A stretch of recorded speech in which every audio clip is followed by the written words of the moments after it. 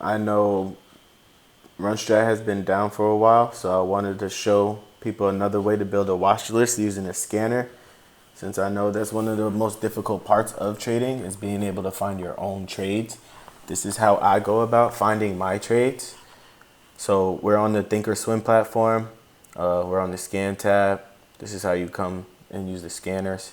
The setup for this scan is my inside 4 hour. So this will load up any tickers that are showing an inside bar on the 4 hour time frame, whether it's a 2-1 or a 3-1 setup. I run the scan. You can see it'll populate. What I like to do is switch the volume to descending. I like to see the highest volume first. I prefer volume 8 million or better. It's going to be a lot more familiar names, a lot better moves. Like you see, Amazon is here, Nvidia, Baba, American Airlines, Meta, Affirm, what else? Lucid, some familiar names up here, but yeah, I like to keep my volume 8 million or better. Those give you some decent moves when they actually do move. I also like to keep my ATR 3.1, 3 or higher. But Amazon has a 3. Nvidia is not loading for some reason, but I believe it has about an 8 or a 9. Theirs is pretty high. Meta's, I believe, is around a 4 or a 5. Theirs is pretty high too. But that's another thing I like to look at, making sure that ATR is at 3 or higher. But after I run my scan, I'll go over to trading view. And I'll just look at the charts and see what there is to chart up. Baba has a 2-1 on the 4 hour. Go to the day. 2-2, no actionable signal. Week. 2-3, no actionable signal, but we do have a broadening formation there. With this outside bar we could draw. Amazon, we'll check. When I do my 4 hour scans, I prefer to see an actionable signal on the day or the week. So that's what I'm looking for now. Amazon, 4 hours, a 2-1. But you see we're only red on the day, so we're looking for that full time frame flip for the day. 2-1 day. We got a 2-2 day, no actionable signal. I'm sorry, 2-1 4 hour, that's a day.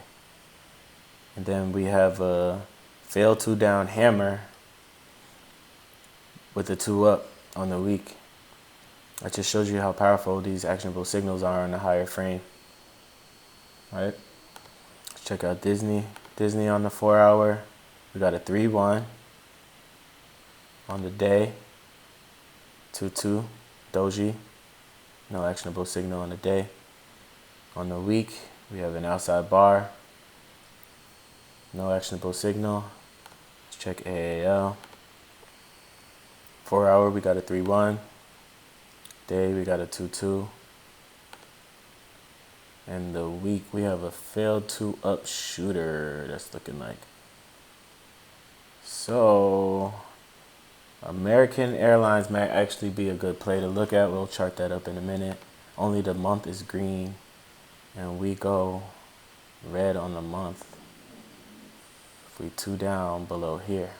All right, we'll chart that in a second. And EMPH. EMPH already have some lines on. 4 hour EMPH. We got a 2-1. That's a shooter. That's a shooter. 2-1. Green though. We're green up to the quarter.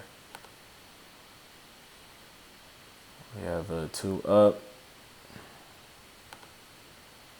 And we have a 2-2 reversal on the week. So EMPH might look good too. I'll check that up later. But I really liked American Airlines setup, so we're going to chart this one up. This is how I would chart it. So we know the 3-1. The 1 is the consolidation. So with the strat, you could set your alert on both sides. You could play it to either way. Me personally, I like to play with time frame continuity. So as I post my watch list, you'll see I usually call one side. You can play both sides. You don't have to have a bias. But when I see a particular setup, I'm looking to trade it into full time frame continuity. So I usually call the side that's going to play into the full time frame continuity, not against it, unless I'm looking to scout. But we could set our triggers on either side, honestly. And then after we set our triggers, I like to come up here to the day and look for targets. And I will set my targets at pivots based on previous day high and lows. So if we break up to the upside, this would be a daily target. This would be a daily target. I usually like to mark off the ones that are within the ATR range at least. Like AAL only has an ATR of 0.5.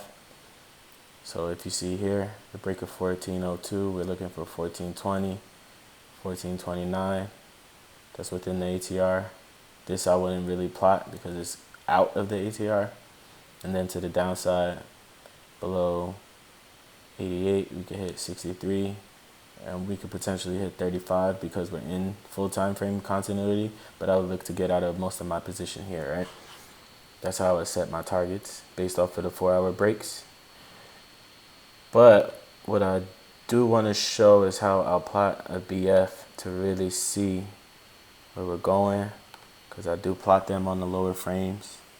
I don't really like to do too much with the broadening formations. So we'll draw it from the 3 to this previous 3, make sure we have a good range. And then we could draw it from this 3 down to this 2. And so after you draw these broadening formations, you want to make sure price isn't really interfering with them too much on this frame. And then when you drop down, you should see a clean range, and you should see price reaction to that range. Like as you can see, once it came into this broadening formation, this failed 2 up. It tried to break out. We saw it try to move within. We saw another fail 2 up off this broadening formation, and then we trended down toward the bottom of it. And now you see the bottom of that candle, we had good support. This is the bottom of that 4-hour candle. We had good support. We're trying to trend up, right? So now you can take a break to either side, and you see your targets are pretty much where the broadening formations are, except for this one. This one's way out the way. So if it does break to the downside, you might get some consolidation coming down toward here, or you could get a reversal. It's possible either way, but that's pretty much how you want to do it. It's very simple, very easy. That's how I've been doing it lately to find my trades and my plays.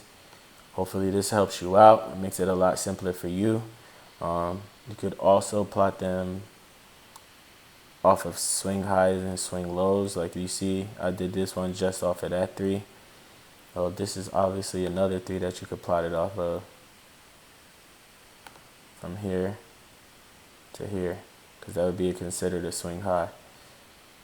All right, and then you could plot that, and that's another range. If you drop down to your lower frames, you should see it reacting within the range.